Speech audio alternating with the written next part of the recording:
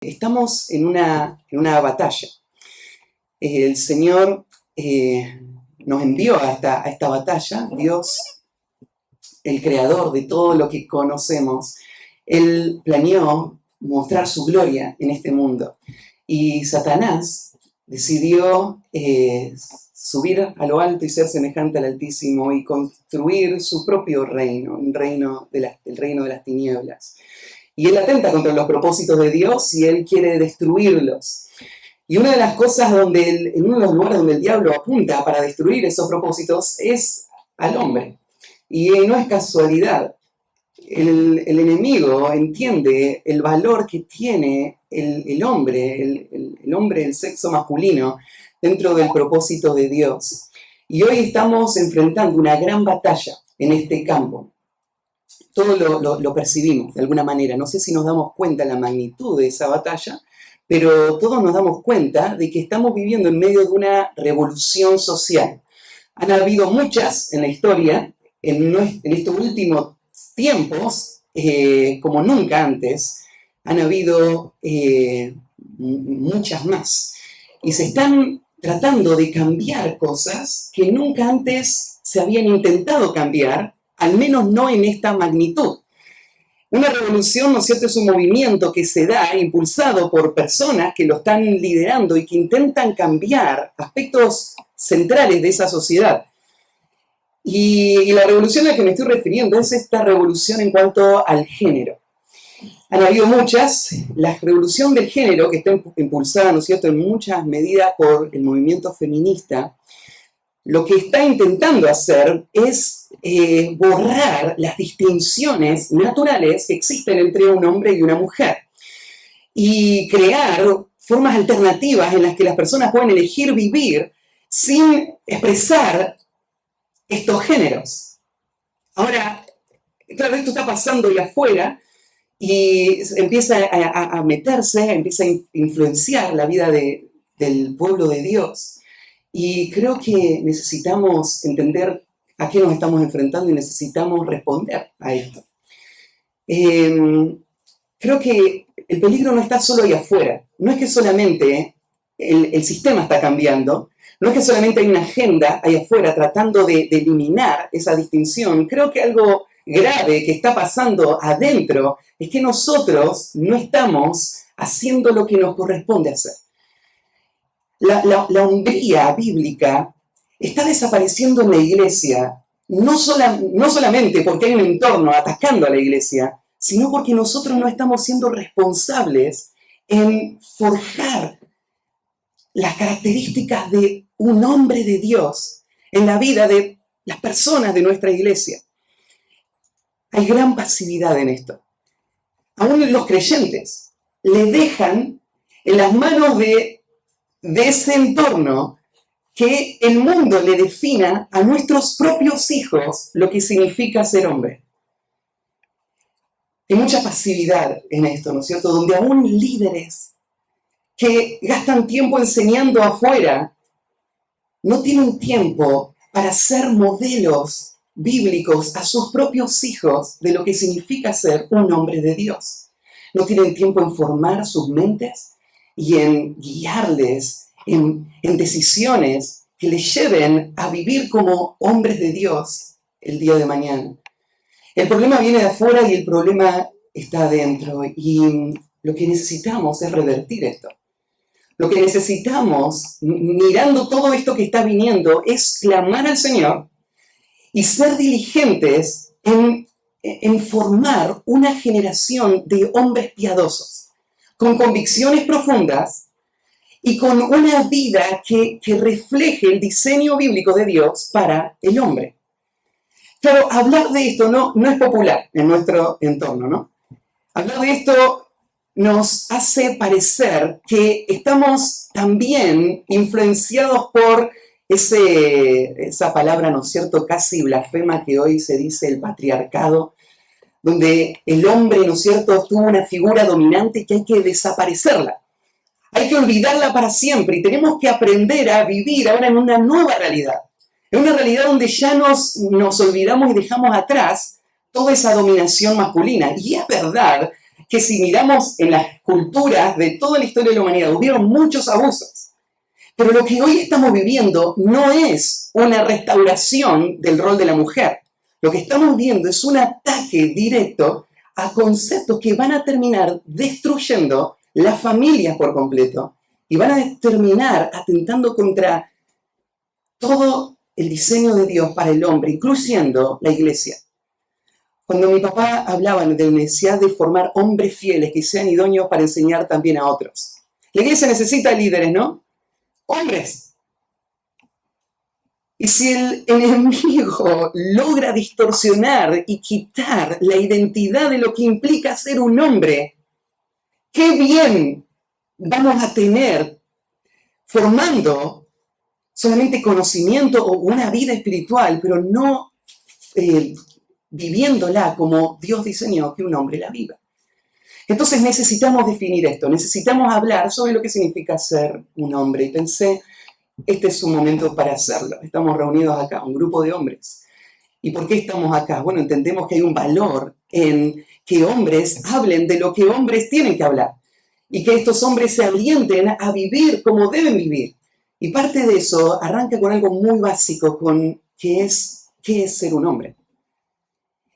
Y vamos a ver textos en cuanto a esto. Este es un tema que yo preparé para el campamento familiar de nuestra iglesia.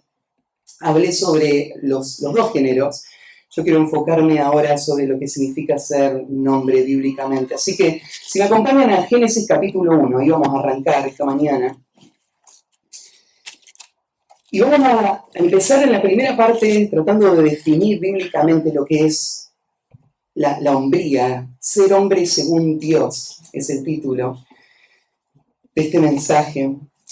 Y cuando digo ser hombre según Dios, no quiero dar la idea de que hay muchas definiciones válidas. Al mundo le gustaría esta idea, ¿no es cierto? Ustedes pueden tener su propia idea de lo que significa, pero déjenos a nosotros tener la nuestra. Pero cuando digo ser hombre según Dios, estoy hablando del Dios creador, el Dios soberano, el Dios que diseñó todas las cosas, incluyendo lo que es la hombría. Y el Dios que lo diseñó, lo definió. Y nosotros tenemos en la palabra de Dios la explicación de Dios, de su propósito para el hombre y la mujer y su diseño. Y arranca todo en Génesis capítulo 1. En el versículo 26, la primera mención del ser humano dice así: entonces dijo Dios, hagamos al hombre a nuestra imagen, conforme a nuestra semejanza, y señoree en los peces del mar, en las aves de los cielos, en las bestias, en toda la tierra y en todo animal que se arrastra sobre la tierra. Y creó Dios al hombre a su imagen, a imagen de Dios lo creó, varón y hembra los creó. Y los bendijo Dios, y les dijo, fructificad y multiplicaos, llenad la tierra y sojuzgadla, y señoread de los peces del mar, en las aves de los cielos, y en todas las bestias que se mueven sobre la tierra. Bueno, Dios, después de haber llegado hasta el último día de la creación, va a formar al hombre de una forma muy particular. No lo hace igual que con todos los demás. Arranca el versículo 26 con esta frase que rompe toda la estructura, diciendo, hagamos al hombre a nuestra imagen. Esta es la iniciativa de Dios de hacer una criatura que pueda llevarle gloria a Él en una forma muy especial. Toda la creación lleva gloria a Dios. Pero el hombre tiene una característica que ninguna otra parte de la creación tiene, y es que fue hecho a imagen de Dios. Esto quiere decir que el hombre tiene intelecto, emoción, voluntad, tiene conciencia propia. El hombre tiene moralidad. El hombre es una persona, tal como Dios es una persona. Esto es algo que ninguna otra parte de la creación tiene. Y Dios hizo al hombre como persona, en parte para poder tener una relación con el hombre distinta al resto de la creación. Dios va a tener una relación personal con el hombre. La única forma de tener una relación personal es persona a persona. Y el hombre es una persona. Es una persona finita y Dios es una persona infinita, pero es persona. Y Dios planeó esto para que Él muestre su gloria en el hombre de una forma muy especial. Y lo puso al hombre para representarle a Él en la creación como su imagen puesta ahí en el hombre. Cuando Él planeó la vida del hombre, dice en el versículo 26, la tarea que Él le va a dar al hombre, Él va a administrar toda la creación como un representante de Dios, llevando la imagen de Dios y por lo tanto llevándole gloria a Dios en el mundo entero. Y el versículo 27 dice, y creó Dios al hombre a su imagen, la imagen de Dios lo creó, varón y hembra los creó. En el versículo 26 habla del género, del ser humano en general. Al hombre Dios creó. En el versículo 27 menciona que el ser humano, que está hecho imagen de Dios, fue creado en dos géneros. Primer mención del hombre en toda la Biblia, Dios deja en claro que Él planeó los géneros, y solo dos géneros. Estos géneros vienen acompañando lo que el versículo 26 dijo. De esta manera, cuando Dios planeó que el hombre sea varón y hembra, lo planeó para que el género del hombre le lleve gloria a Él. Entonces, en estos dos géneros, Dios creó distinciones, diferencias, entre lo que es un hombre y lo que es una mujer. Y en las diferencias, Dios se glorifica. Dios se glorifica en el ser humano, pero no en el ser humano solamente como una categoría general. Dios se glorifica en el hombre como hombre y en la mujer como mujer, porque el ser humano es hombre o mujer. Esto es algo muy importante, porque en nuestro tiempo se nos quiere hacer pensar que el género es una cuestión de elección. Claro que todos reconocen que cuando nace un bebé, nace con los órganos reproductores de hombre o de mujer. Pero eso no marca la identidad de esta persona, sino que esto solamente marca la condición física de esta persona. Pero la identidad real de esta persona va a venir mucho tiempo después, cuando la persona elija lo que quiera hacer. Bíblicamente, ser hombre y ser mujer es parte de un diseño, no es una decisión personal, es parte de una identidad, no es algo que cambia con el tiempo. Y por ser parte de la identidad, esta es la forma en la que el hombre va a llevar gloria a Dios. La medida en la que un hombre lleve gloria a Dios depende en gran parte de la medida en la que él viva su rol como hombre o como mujer. Entonces, el género masculino o femenino son parte del diseño y son parte de la identidad de la persona desde el día 1. En el momento en que se une el óvulo y el esperma y se forma la primera célula y comienza la vida, desde ese momento esta persona es hombre o mujer. Y eso es permanente. Y eso es la forma en la que Dios planeó que esta persona le lleve gloria a Él. Claro que esto se va a desarrollar con el tiempo. En ese momento, el del día 1, todavía no tiene órganos masculinos ni femeninos, es solo una célula. Pero los órganos no definen la identidad. Los órganos responden a la identidad. Claro, Dios diseñó el cuerpo de tal manera que aquella persona que es hombre desarrolla estos órganos masculinos y que le permiten a él vivir como hombre y llevarle gloria a Dios como hombre. Pero mucho antes de tener órganos, él ya es hombre en esencia. Los órganos no le hicieron hombre. Ahora, llega un momento donde el órgano está. Y el órgano se desarrolla y llega a la madurez, y la persona es capaz de desarrollarse y vivir. Y todo esto lo entendemos. El desarrollo es un principio que Dios también puso en la creación. Pero este desarrollo existe en esta forma por diseño. Y es el medio por el cual Dios se va a glorificar en esta persona, en uno de estos dos géneros, ya sea masculino o femenino. Bueno, partiendo desde esta base, quiero enfocarme en el hombre y ver cuáles son las características propias del hombre. ¿Qué planeó Dios para el género masculino y en qué manera el hombre como hombre va a llevar gloria a Dios? Y vamos a hablar sobre la hombría según Dios entonces. En primer lugar, la hombría según Dios se define por sus roles. Primer punto, la hombría según Dios se define por sus roles. Algo interesante en Génesis, cuando vos lees el capítulo 1 y terminás toda la creación, a vos te da la idea de que terminó, ya está, se completó todo, y de repente llegas al capítulo 2 y te das cuenta de que Dios dice que hay algo que no está bien. No todo es bueno en el capítulo 2, hay algo que no es bueno, ¿no? No es bueno que el hombre esté solo. Y vos te preguntás, pero ¿cómo entonces se había terminado o no se terminó la creación? Bueno, lo que tenés en Génesis es, en el capítulo 1, tenés un panorama de la creación del universo, incluyendo la creación del hombre, que es la culminación de todo. Lo que pasa en el capítulo 2 es que Moisés vuelve atrás y hace como un zoom, para que vos entiendas más detalles de lo que Dios planeó para el hombre, para el ser humano.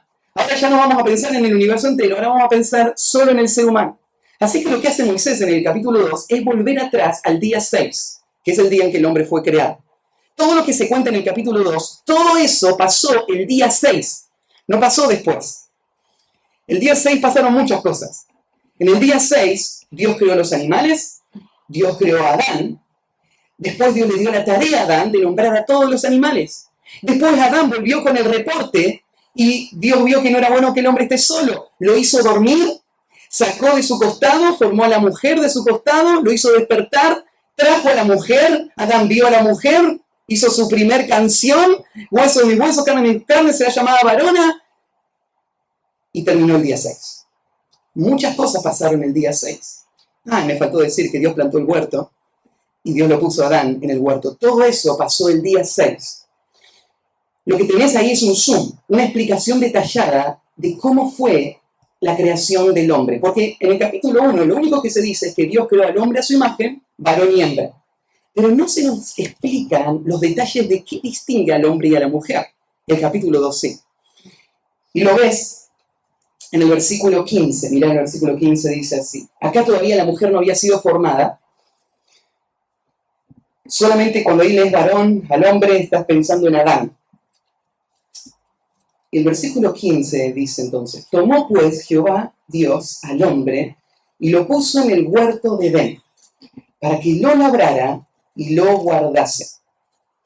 Quiero que entiendas que en el capítulo 1 Dios diseñó cuál es el propósito para el ser humano en general. Y si vos prestás atención, cuál es el propósito del ser humano en general es servir a Dios en medio de la creación para la gloria de Dios.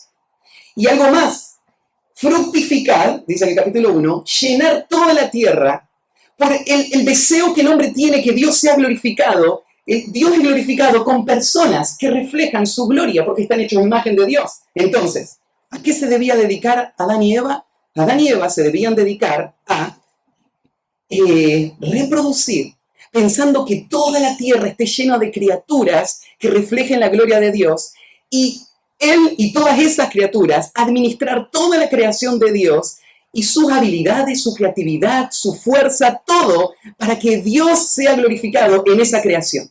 Esa era la tarea. En el capítulo 2, vos ves cómo se desarma esta tarea, cuál es el rol que Adán va a tener y el rol que Eva van a tener en poder ver todo esto suceder. Lo primero que ves es lo que Dios le dice a Adán que tiene que hacer. Y le dice, en el versículo 15, que lo puso en un huerto. Esto es algo una imagen muy preciosa. Dios, como los reyes de la antigüedad, tenían el huerto especialmente sembrado y plantado para ellos deleitarse en esos jardines, con vegetación, ¿no es cierto?, exclusiva, cuidadas, ¿no es cierto?, con todo detalle. Y Dios tiene un huerto también, un huerto muy especial, y en ese huerto lo tiene Adán, con una diferencia. Adán puede comer de todos los frutos de ese huerto. Adán se va a deleitar de todo el bien de su rey, y su rey, él es siervo del rey, pero es un siervo que camina con el rey, que come de los frutos del rey. Esto es un privilegio asombroso, que Dios quiera darle ese lugar al ser humano. Y Dios le da la tarea a Adán. La tarea está dividida en dos partes. Lo puso para que lo labrara y lo guardase. Hombre, masculino, recibe la primera tarea. La primera tarea es que labre y guarde ese huerto.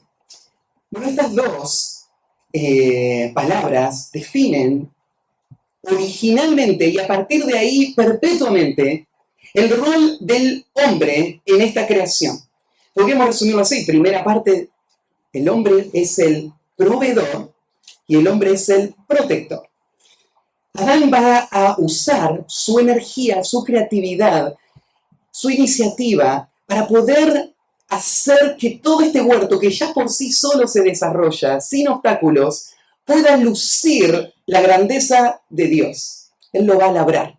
No hace falta labrar este huerto, Dios lo plantó y está todo, pero es el privilegio de Adán poder usar todo lo que Dios le dio, sus capacidades, su energía, su imaginación, sus planes, sus gustos, todo esto para que resalte la gloria de Dios. Y lo segundo que tenía que hacer el hombre era guardarlo. Esta es una palabra interesante porque esto está en el capítulo 2. Antes de que llegue el peligro en el capítulo 3, aparece esta palabra que significa protección. La palabra guardar tiene que ver con proteger. La pregunta es, ¿de qué hay que proteger el huerto? ¿Cuáles son las amenazas y los peligros? Adán no lo sabe. Pero Adán es responsable por proteger el huerto. Esta es la razón por la que cuando entra la serpiente y engaña a Eva, y Adán come junto con Eva, Adán es señalado como el responsable. El pecado entró en el mundo por un hombre, no por una mujer, entró por un hombre, y así el pecado pasó a todos los hombres. ¿Quién era el responsable de la protección de este huerto? Era Adán. ¿Qué herramientas tenía para proteger este huerto? No tenía armas, tenía la palabra de Dios, tenía la ley de Dios. Un solo mandamiento en ese momento. Pero esto era lo único que él tenía y su función era proteger el huerto. Entonces, si pensamos en el hombre, en su forma inicial, ¿no es cierto? Y la más básica, ¿para qué Dios lo llamó? Bueno, su rol es llevarle gloria a Él y extenderla en el mundo entero por medio de personas que reflejen su gloria, administrando todo lo que el Dios le da. Y puntualmente, su rol masculino tiene que ver con estas dos. Usar su fuerza y su energía para el desarrollo de todo esto y usar la palabra de Dios para la protección de los peligros. Más adelante tenemos muchos textos que echan luz sobre esto. Por ejemplo, en 1 Timoteo, Pablo va a explicar algo en cuanto a la enseñanza. Si quieren pueden anotar ahí 1 Timoteo 2, versículos 12 al 14. Pablo dice así: porque no permito a la mujer enseñar ni ejercer dominio sobre el hombre, sino estar en silencio. Porque Adán fue formado primero, después Eva. Y Adán no fue engañado, sino que la mujer, siendo engañada, incurrió en transgresión. Lo que Pablo está diciendo es que lo que Dios diseñó desde un principio debe seguir siendo el patrón. El hombre va a ser el que va a liderar a la mujer, en primer lugar por creación. Él fue creado primero. Lo que significa es que cuando Eva llegó a la imagen, Eva llegó para ser una ayuda idónea, un complemento. De nuevo, hay un problema, ¿no es cierto?, con la forma en la que interpretamos ese pasaje cuando dice que no era bueno que el hombre esté solo. Casi siempre lo pensamos de una forma sentimental, ¿no es cierto? Adán se sentía solo y necesitaba a alguien que le acompañe. Pero en realidad todo el texto lo está describiendo de una forma funcional. Lo que Adán tiene es una tarea que cumplir. ¿Cuál es la tarea? Es fructificar y llenar toda la tierra. Y lo que él tiene que hacer es sojuzgar toda la tierra. Y no es bueno que el hombre esté solo en este sentido. Entonces lo que Dios le hizo fue una ayuda. Así lo tenemos en nuestro texto, ¿no? Un complemento que va a llegar para poder cumplir con el llamado de Dios para él. Entonces, el hombre es el que recibe el llamado y la mujer es la que viene a acompañar este llamado que ahora es mutuo. Los dos tienen que cumplirlo. El hombre inicialmente lo recibe del Señor, la mujer viene para acompañar al hombre en detalle. Entonces el hombre va a ser el que va a guiar. En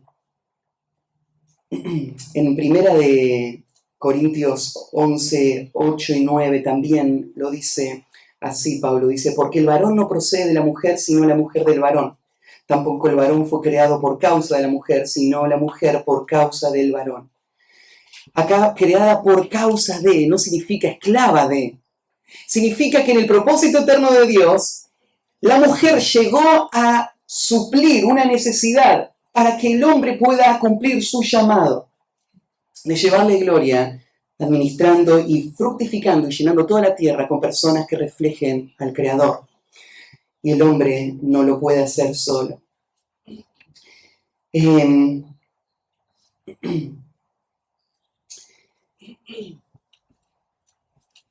Por esto es que Dios le da a al hombre, estoy mirando algunos textos y pensando en cuál les voy a leer. Por ejemplo, en 1 Corintios capítulo 14, versículo 33 al 38. Pablo dice, como en todas las iglesias de los santos, vuestras mujeres callen en las congregaciones, porque no les es permitido hablar, sino que estén sujetas, como también la ley lo dice. Pablo entiende que este principio de procedencia y este principio de roles tiene que verse reflejado en la vida de la iglesia. Y ahora lo dice, es en la enseñanza, en la forma en la que se lidera la iglesia por medio de la enseñanza.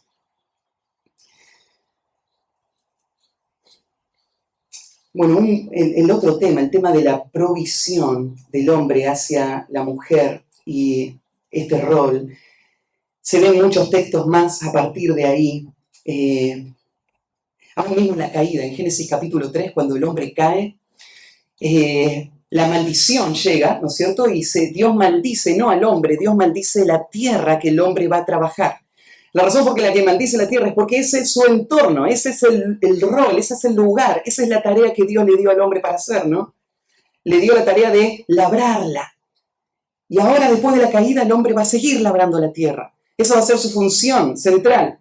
Y entonces en eso él va a experimentar las consecuencias del pecado que llegó en el principio del capítulo. En Efesios capítulo 5, cuando Dios describe el rol del hombre, del marido hacia su mujer, y usa esa palabra, la sustenta y la cuida, es esa misma idea. Este es el rol del hombre, esto no ha cambiado.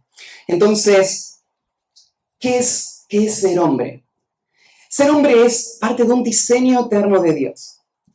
Cuando planeó tu vida responde a ese diseño. Vos sos hombre por diseño de parte de Dios. Eso significa que vos le llevás gloria a Dios a la medida que vivís como hombre. ¿Qué significa ser hombre? Ser hombre significa tener roles específicos dados por Dios.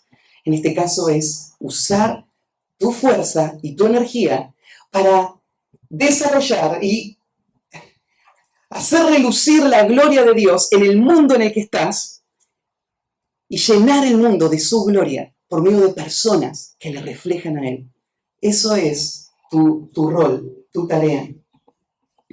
En segundo lugar, la hombría segundo Dios se define por sus virtudes. A este hombre, a quien Dios le dio un rol que cumplir, también Dios le dio las características para poder cumplir ese rol. Hay dos textos, el primero está en 1 Corintios capítulo 16, versículo 13, que muestran virtudes específicas del hombre. Primero, 1 Corintios 16, 13 dice así: velad, estad firmes en la fe, portaos varonilmente y esforzaos.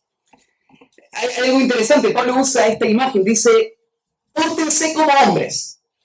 Al usar esta expresión, lo que Pablo da a entender es que el hombre tiene una característica propia, natural, que ahora toda la iglesia tiene que reflejar.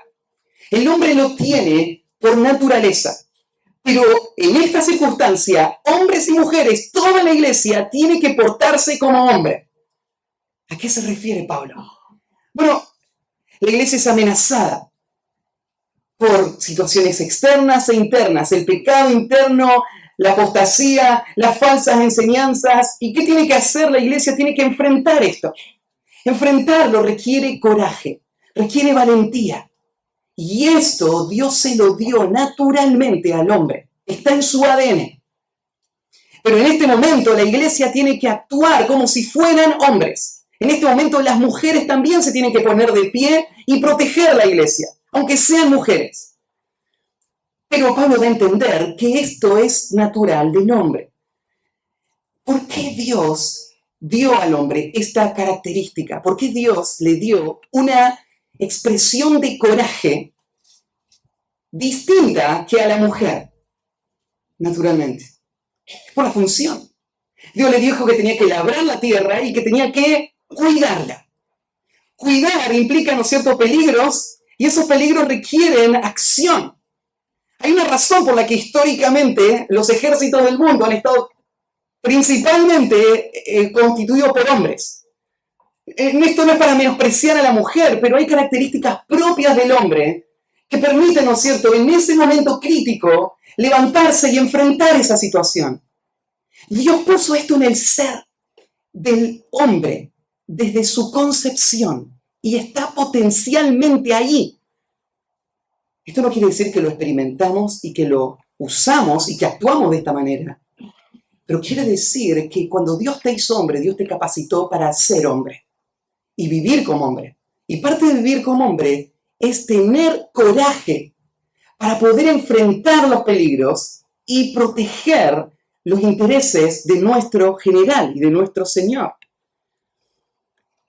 El coraje que experimenta, ¿no es cierto?, un pastor cuando está yendo hacia esa casa donde todo su corazón dice que no quiere ir, no quiere enfrentar esta situación. Él tiene miedo, él no sabe qué va a decir.